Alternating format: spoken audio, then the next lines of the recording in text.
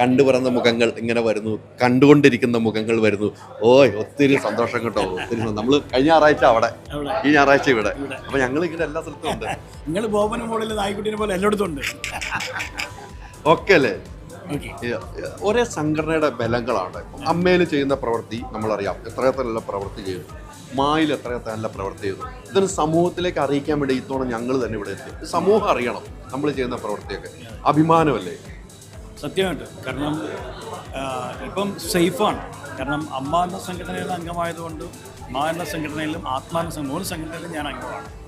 പിന്നെ നമുക്ക് ഭയങ്കര ഒരു സെക്യൂരിറ്റി തരുന്നുണ്ട് ഈ മൂന്ന് സംഘടനകൾ. നമുക്കൊരു LIC എടുക്കുന്നതിലും കൂടുതലും നല്ലത് ഇങ്ങനെയുള്ള സംഘടനയിൽ അംഗമായാൽ മതി എന്നാണ് വിശ്വസിക്കുന്നത്. കാരണം നമ്മുടെ എന്ത് പ്രശ്നങ്ങളിലും ഇടപെടാൻ മാ എന്ന സംഘടന, മിമിക്രിക്കാരാണ് ഏറ്റവും കൂടുതൽ കേരളത്തിൽ. ഒരുപാട് മിമിക്രിക്കാരുണ്ട്, അവരെല്ലാവരും സമ്മേളിക്കുന്ന വേദിയാണത്.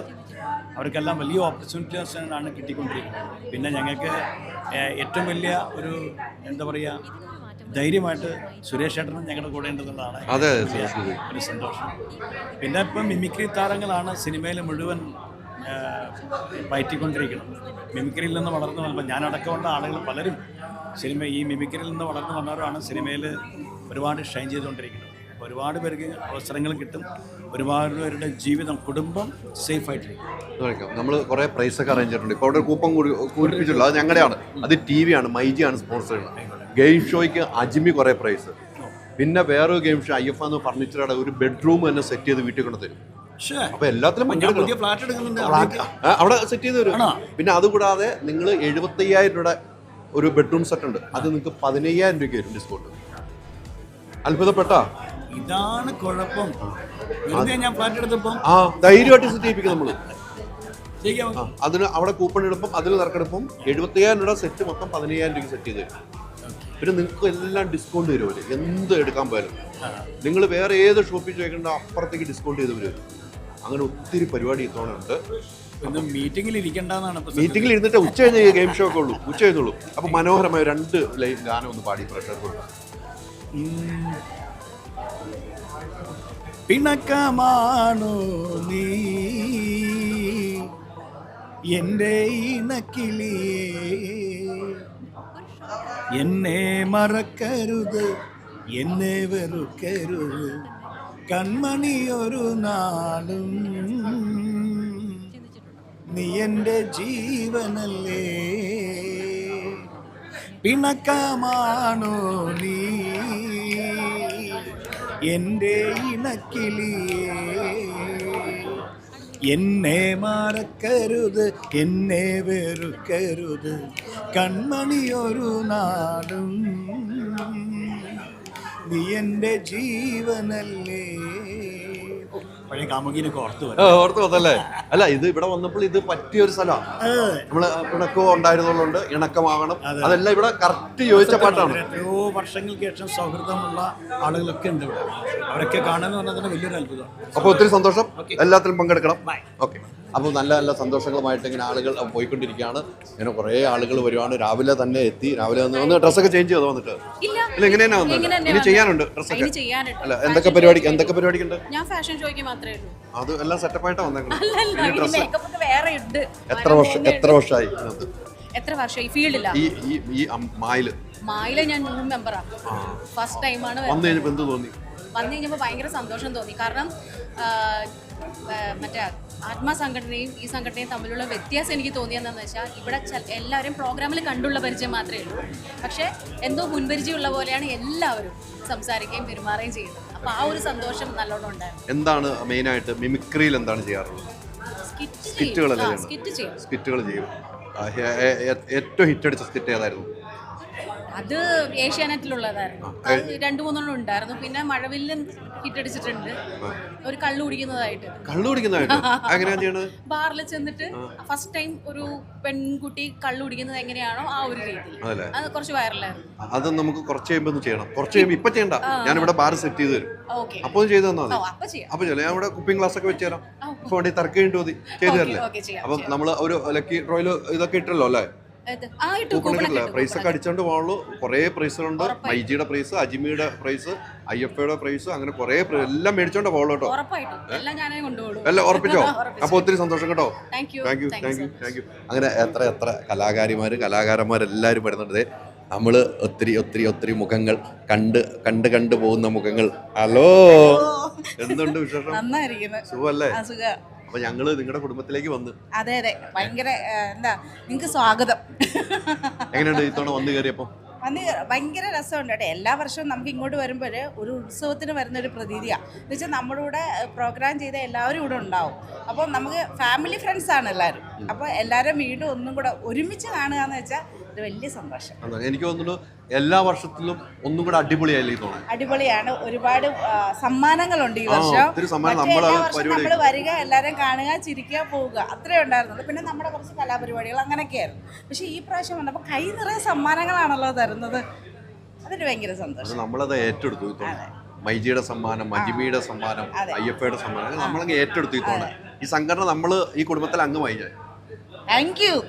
ഇനിയുള്ള കാലം അങ്ങനെയാണ്. അതെ, ഇനിയുള്ള കാലം നമ്മൾ ഒരുമിച്ച് അങ്ങ് പൊളിക്കും, അടിച്ചങ്ങ് പൊളിക്കും. അപ്പൊ നമ്മള് പല സ്റ്റൈലിൽ പല സാധനങ്ങൾ ചെയ്യാറുണ്ട്. നമ്മുടെ ഇഷ്ടപ്പെട്ട സ്റ്റൈലിൽ എല്ലാവരോടും അകത്ത് കയറി ഇരിക്കാൻ പറഞ്ഞു പരിപാടി തുടങ്ങാൻ പോകുന്ന പറയാം. എല്ലാരും അകത്ത് കയറി ഇരി. എന്റെ സ്റ്റൈൽ അതാണ്. അതല്ലേ, എനിക്ക് ഇഷ്ടപ്പെട്ടു കേട്ടോ. വേണേ കയറി ഇരുന്നോട്ടെ. അങ്ങനെ പറഞ്ഞാലല്ലേ എല്ലാരും പെട്ടെന്ന് കയറത്തുള്ളൂ. അത് പൊളിച്ചോട്ടോ. അപ്പൊ ഒത്തിരി സന്തോഷം. എല്ലാ പരിപാടിയിലും പങ്കെടുത്തിട്ട് പോകുമല്ലോ. ഗെയിം ഷോയിലൊക്കെ പങ്കെടുക്കില്ലേ? ഫാഷൻ ഷോയിലില്ലേ? ഫാഷൻ ഷോയില് ഈ കവാന്ന് നടക്കുന്ന ഞാനെങ്ങനെ ഫാഷൻ ഷോയിൽ കയറി കാണിക്കുന്നു? ഫാഷൻ ഷോയിലൊക്കെ പോകുമ്പോൾ മിനിമം നടക്കാനെങ്കിലും നമ്മൾ പഠിക്കണം. 10 സ്റ്റെപ്പ് പോകുമ്പോ 11ാമത്തെ സ്റ്റെപ്പ് ഉരുണ്ട് വീഴുന്ന ആളാണ് ഞാൻ. അതുകൊണ്ടില്ല. ഗെയിം ഷോയ്ക്കൊക്കെ ഉണ്ട്. വടംവലിക്ക് കൂടില്ലേ? എല്ലാത്തിനും. അപ്പൊ പ്രൈസ് അടിച്ചോണ്ട് പോകണം കേട്ടോ. വണ്ടി ബുക്ക് ചെയ്തിട്ടാണ് ഇതൊക്കെ കൊണ്ടുപോകാൻ വേണ്ടി. വന്നിട്ടുണ്ടല്ലേ? അപ്പൊ ഒത്തിരി സന്തോഷം കേട്ടോ. ഒത്തിരി സന്തോഷം. അങ്ങനെ ഓരോ കലാകാരിമാർ നമുക്കറിയാം. മലയാള സിനിമയ്ക്ക് അഭിമാനം, അതോടൊപ്പം മ്യൂക്രി ആർട്ടിസ്റ്റുള്ള അഭിമാനമാകുന്ന കുറെ ആളുകളെ അടുത്ത കലാകാരി എത്തിയിരിക്കുന്നു. എങ്ങനെയുണ്ട്? സന്തോഷം. അന്ന് കഴിഞ്ഞപ്പോൾ എന്ത് തോന്നി ഇവിടെ? അയ്യോ, എല്ലാ പ്രോഗ്രാമിനും ഞാൻ വരാറുണ്ട്, എല്ലാ അസോസിയേഷൻ പ്രോഗ്രാമിനും. ഇത് വൺ ഓഫ് ദ ബെസ്റ്റ് ആയിട്ട് എനിക്ക് ഫീൽ ചെയ്യുന്നത്. ഒത്തിരി ആളുകളെ കാണുന്നു അല്ലേ? ഒരുപാട് ആളുകൾ. അതായത് പക്ഷെ നല്ല ഓരോ വർഷം മാറും തോറും ഓരോരോ ഡിഫറൻസ് ആണ് വന്നുകൊണ്ടിരിക്കുന്നത്. എല്ലാവരും നന്നാവുകയാണ്. കാലത്തിനനുസരിച്ച് മാറ്റങ്ങൾ വരുന്നു, വ്യക്തികളിൽ മാറുന്നു, അതുപോലെ തന്നെ എല്ലാ കാര്യങ്ങളും മാറ്റം വരുന്നുണ്ട്. അതെല്ലാം എനിക്ക് തോന്നുന്നു സീരിയല്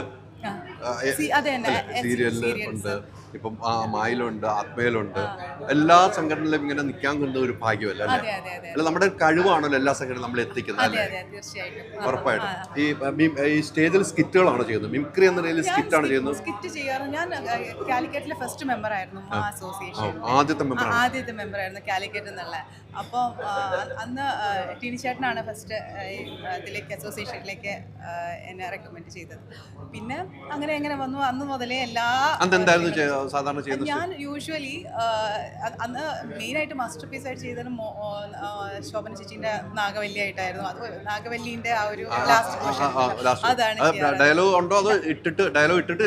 അല്ലല്ല, വിത്ത് ഡയലോഗോട് കൂടിയിട്ട് അത് എക്സ്പ്രസ് ചെയ്തിട്ട് ചെയ്യുമായിരുന്നു. പിന്നെ ഇപ്പൊ റീസെന്റ് ഞാൻ ഒരു പ്രോഗ്രാമിന് പോയിട്ടുണ്ടായിരുന്നു, ഫാഷൻ ഷോ. അതായത് ഇന്ത്യനെ റെപ്രസെന്റ് ചെയ്ത് പോയിട്ടുണ്ടായിരുന്നു. ഡൽഹിയിൽ വെച്ചിട്ടായിരുന്നു നടന്നത്. അപ്പൊ അതില് ഫസ്റ്റ് കിട്ടി. പിന്നെ അവിടുന്ന് ദുബായിൽ പോയി, അവിടെയും വിൻ ചെയ്തു. അന്ന് ആ നാഗവല്ലി ചെയ്തത് ഓർക്കുന്നുണ്ട്. 2 ഡയലോഗ് നാഗവല്ലിയുടെ ഒന്ന് ചെയ്യൂ. കാലത്തെ പറഞ്ഞതാണല്ലോ വൈകിട്ട് അല്ലിക്ക് അവരെടുക്കാൻ പോകുന്നത്. എന്താ പോണ്ടേ? അതെന്താ പോയാല്? விடமாட்டே அப்ப நீ என்ன எங்கிறது போக விட மாட்டே. அயோக்கிய நாய், உனக்கு எவ்வளவு தைரியம் இருப்ப? இப்போ என் கண் முன்னாடி நிற்ப. இன்னைக்கு துர்காஷ்டமி, உன்னை ഞാൻ കൊന്ന് രക്തത്തെ കുടിച്ച് ഓങ്കാരം നടമാടേ. ഇത് തന്നെയായിരുന്നു കേട്ടോ. ഞാൻ ഇതിന്റെ ഹിന്ദി വേർഷൻ ഞാൻ അവിടെ ചെയ്തു, ഡൽഹിയിൽ ചെയ്തു. അത് വിത്ത് സോങ്, ഡാൻസ് എല്ലാം അതുപോലെ തന്നെ റീക്രിയേറ്റ് ചെയ്ത് ചെയ്തു.